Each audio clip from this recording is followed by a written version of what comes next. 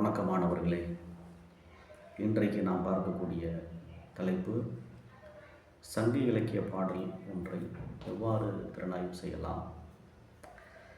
திறனாய்வு செய்வதன் மூலமாக ஒரு பாடலின் உட்பொருளை எப்படியெல்லாம் மிதந்து ஓதுவதற்கு வாய்ப்பு இருக்கிறது என்பதை தான் காணப்போகிறோம். அந்த வகையில் சங்க இலக்கியங்களில் ஒன்றாகிய குறுந்தொகை பாடலை நாம் எடுத்துக்கொள்கிறோம். சங்க இலக்கியம் 8 நூல்களை கொண்டதாக விளங்குகிறது. அதில் மிக முக்கியமான ஒன்று குறுந்தொகையாகும். சங்க இலக்கியங்களை அகநூல்கள், புறநூல்கள், அகமும் புறமும் சார்ந்த நூல் என்று 3 வகையாக பிரிக்கிறார்கள். அதில் குறுந்தொகை அக திணையை எடுத்து கூறுகிற நூலாக விளங்குகிறது. பெரும்பாலான தமிழ் அறிஞர்கள் மேற்கோளாக காட்டுகின்ற பாடல்கள் அனைத்துமே இந்த நூலில் இடம்பெற்றிருப்பதை காண முடிகிறது. அந்த வகையில் நல்ல குறுந்தொகை என்று இதற்கு ஒரு அடைமொழியும் உண்டு. இவ்வாறாக குறுந்தொகையில் இடம்பெற்றுள்ள ஆதிமந்தியார் இயற்றிய 31வது பாடல் மருதத்திணை சார்ந்ததாக உள்ளது. தலைவி கூற்றாக அமைந்துள்ளது. மருதத்திணை என்பது அன்பின் 5 திணைகளில் ஒன்றாக விளங்குவது. தலைவனும் தலைவியும் சேர்ந்து செய்கின்ற ஒழுகலார்களை இத்தன்மையது என்று எடுத்து கூற முடியாத ஒரு பண்பை அன்பின் 5 திணை என்று கூறுகிறோம். அந்த வகையில் மருதமானது தலைவன் தலைவிகளுக்கு இடையே இருக்கக்கூடிய ஊடலை எடுத்து கூறுவதாக அமைந்திருப்பதை பார்க்கிறோம். அதேபோல் இப்பாடலை பாடிய ஆதிமந்தி தனது கூற்றாக, இந்த பாடலுடைய தலைவி கூற்றாக தனது பாங்கை எடுத்து கூறுகிறார். அந்த வகையில் மல்லர் குளிய உளவினானும் மகளிர் தளிய துணங்கையானும் யாண்டும் காணேன் மண் தக்கோனை யானுமோர் ஆடுகள மகளே என் கை கோடு ஓர் இலங்கு வளை நெகிழ்த்த பீடுகெழு குருசிலும் ஓர் ஆடுகள மகனே என்று பாடியிருக்கிறார். இங்கே தலைவனுடைய பிரிவு உணர்த்தப்படுகிறது. ஆனால் மருதத்திணை பாடலாக இடம்பெற்றுள்ளது. ஆக இங்கே இந்த புலவர் என்ன உணர்த்த விரும்புகிறார் என்றால், கணவனோடு தனக்கு ஏற்பட்ட ஊடலின் காரணமாக அவன் தன்னை பிரிந்து சென்று விட்டான் என்பதாக பொருள் வருகிறது. ஏன் பிரிந்து சென்றான் என்பதான கேள்விகளுக்கெல்லாம் இங்கே நாம் பல கருத்துக்களை சிந்திக்கலாம். மல்லர் குளிய உளவினானும் மகளிர் தளிய துணங்கையானும் யாண்டும் காணேன். இங்கே யாண்டும் காணேன் என்ற ஒரு சொல் மிக முக்கியமான ஒன்றாக விளங்குகிறது. சங்க காலத்தில் பெண்கள் கல்வி கற்றவர்களாக இருந்திருக்கிறார்கள், புலமை மிக்கவர்களாக இருந்திருக்கிறார்கள், தங்களது காதலை வெளிப்படுத்தக்கூடியவர்களாக இருந்திருக்கிறார்கள். அது மட்டுமல்லாமல் தன்னை பிரிந்து சென்ற கணவனை தேடி கண்டடைந்து அவனுக்கு வாழ்வியலை உணர்த்தி அவனோடு மீண்டும் வாழுகின்ற வாழ்க்கையை மேற்கொண்டிருக்கிறார்கள் என்பதற்கான சான்றுகள் இருக்கின்றன. அதில் முக்கியமான ஒன்றாக விளங்குவது ஆட்டனத்தி ஆதிமந்தியாருடைய வாழ்க்கை முறையாகும். அந்த வகையில் தன்னை பிரிந்து சென்ற கணவனை தேடி கண்டடைந்து அவனோடு சேர்ந்த ஒரு வரலாறு தான் ஆட்டனத்தி ஆதிமந்தி வரலாறு. அப்படிப்பட்ட வரலாற்றை பின்புலமாக கொண்ட ஒரு பாடல் தான் இந்த பாடல். ஆதிமந்தி சோழகுலத்திலே தோன்றிய கரிகால வளவனுடைய மகளாக வளர்கிறாள். ஆட்டனத்தி சேர மரபிலே இளவரசனாக இருக்கிறான். அவன் ஆடலிலே வல்லவனாக இருக்கிறான். அவனுடைய ஆடல் கலையை ரசித்து உணர்ந்து பிடித்து அவன் மேல் மயல் கொள்கிறாள் ஆதிமந்தி. ஆதிமந்தியும் ஒரு நல்ல நாட்டியக்காரியாக இருக்கிறாள். ஆக இருவரும் ஆடல் கலையில் வல்லவர்களாக இருக்கிறார்கள் என்பதை இந்த பாடல் வழியாகவே ஆதிமந்தியார் சொல்லுகிறார். மண் தக்கோனை யானுமோர் ஆடுகள மகளே என் கை கோடு ஓர் இலங்கு வளை நெகிழ்த்த பீடுகளு குரிசிலும் ஓர் ஆடுகள மகனே. அதாவது பிரிவு துன்பத்தால் நான் அணிந்திருக்கக்கூடிய சங்கு வளையலானது கலண்டு கீழே விழுவதற்கு காரணமாக இருக்கக்கூடிய எனது குருசிலும் தலைவனும் ஒரு ஆட்டக்காரனாக இருக்கிறான் என்று பதிவு செய்கிறார். ஆக அவன் பால் ஏற்பட்ட அன்பின் காரணமாக துன்பம் ஏற்பட்டு பிரிவு ஏற்பட்டு அதனால் எனக்கு பசலை நோய் உருவாக்கி வாடி மெலிந்து விட்டேன் என்று ஆதிமந்தி கூறுகிறார். ஆக தன்னை விட்டு பிரிந்த அந்த கணவனை தேடி திரிதல், தேடி அலைதல் என்ற அந்த பண்பு மிக முக்கியமான ஒரு கூறாக நாம் சிந்திக்க வேண்டியிருக்கிறது.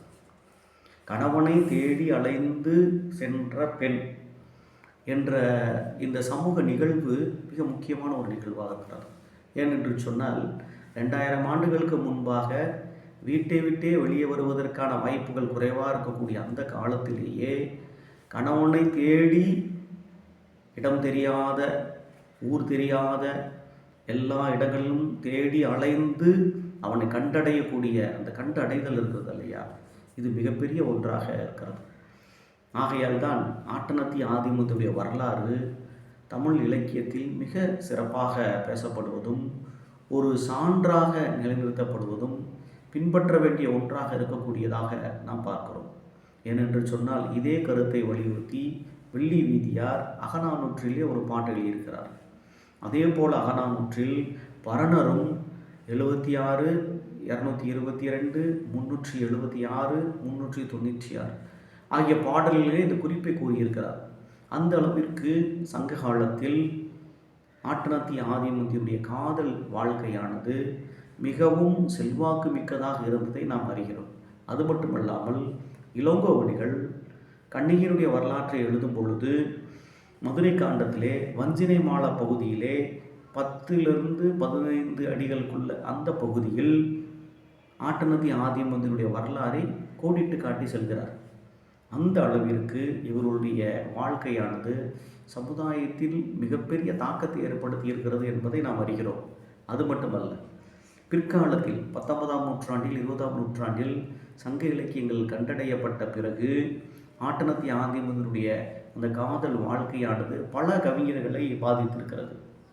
அதில் கவியரசு கண்ணதாசன் அவங்களுடைய காதல் வாழ்க்கையை மிகவும் விரும்பி ஆட்டனத்தி ஆதிமந்தி காவியம் என்ற ஒரு மிகப்பெரிய காவியத்தை எழுதியிருக்கிறார்.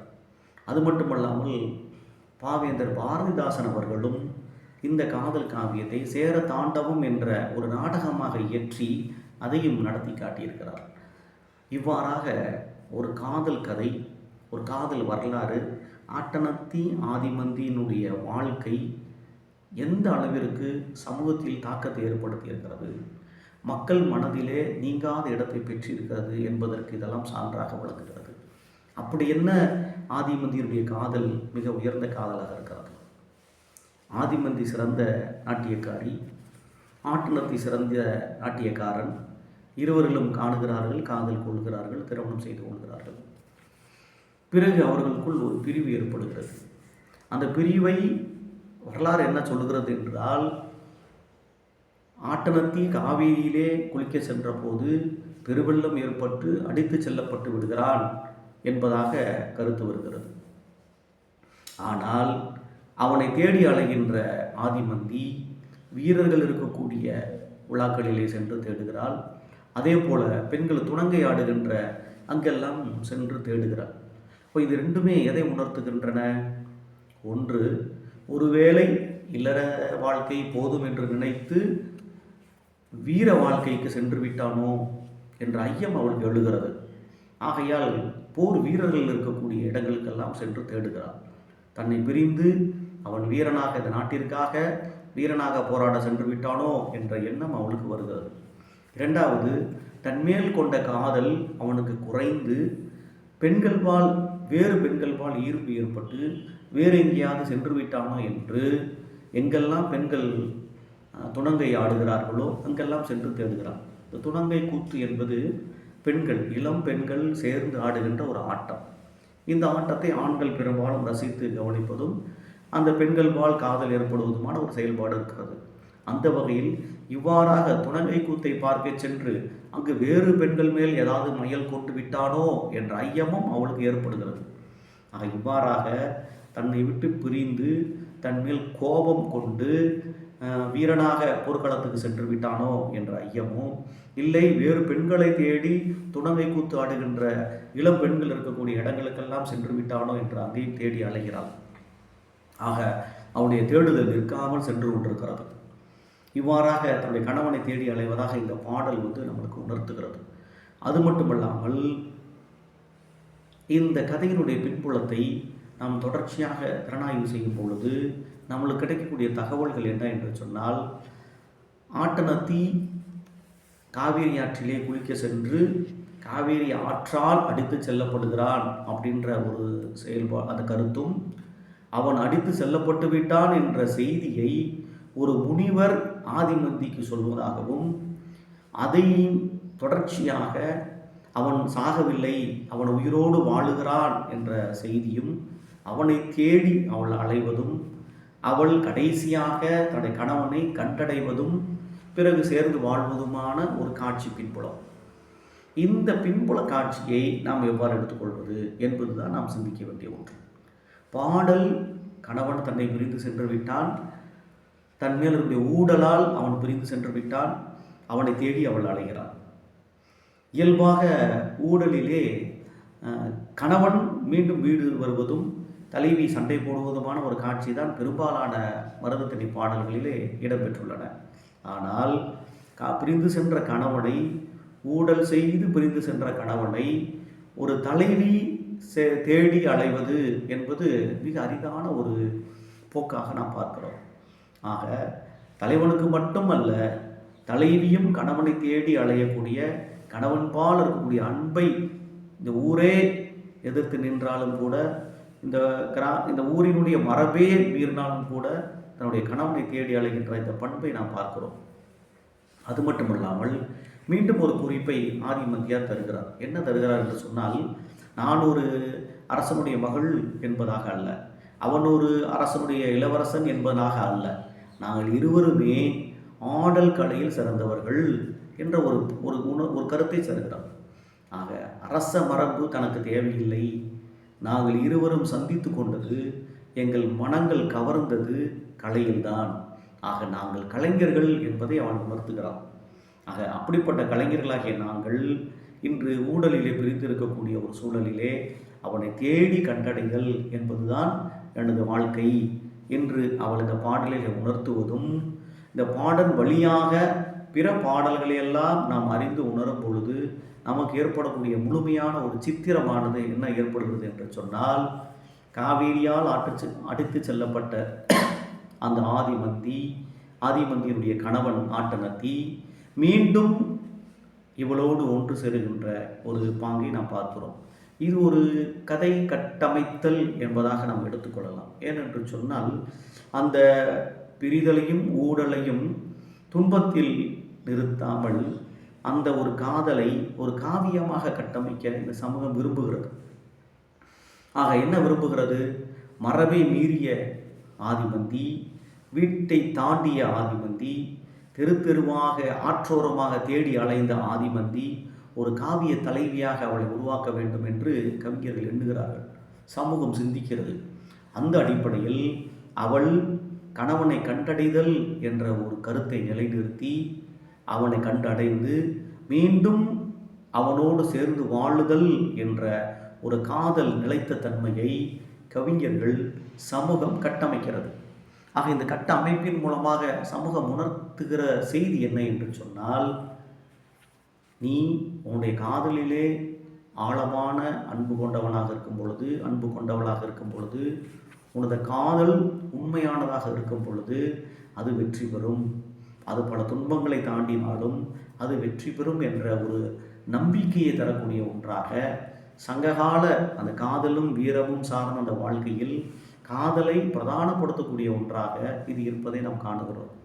ஆனால் அப்படி ஒரு நிகழ்வு இருக்குமா என்று நாம் ஆழமாக சமுதாயத்தில் சிந்திக்கும் பொழுது இதெல்லாம் ஒரு விதிவிலக்கான பண்புகளாகத்தான் இருக்கிறது என்பதை நாம் பார்க்கிறோம். ஆக ஆட்டனத்தி ஆதிமந்தியுடைய வரலாறு என்பது ஒரு மிக முக்கியமான காவியமாக்கப்பட்ட ஒரு வரலாறாக இருப்பதை நாம் அறிந்து கொள்கிறோம். நன்றி மாணவர்களே.